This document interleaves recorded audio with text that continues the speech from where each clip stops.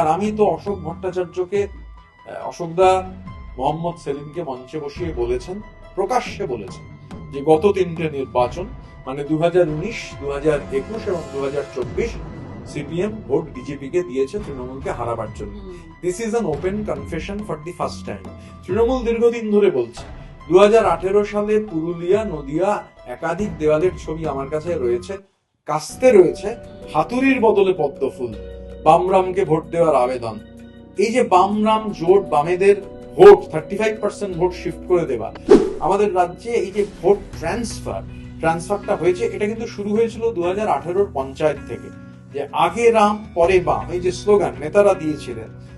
এবার সিপিএম এটা অ্যাডমিট করেনি। আমার এখন প্রশ্ন হচ্ছে তাহলে দুটো জিনিস, এক হচ্ছে অশোকদাকে করতে হবে, অশোকদাকে বলতে হবে যে অশোকদা ঠিক বলেননি, অশোকদাকে সেন্সর করতে হবে।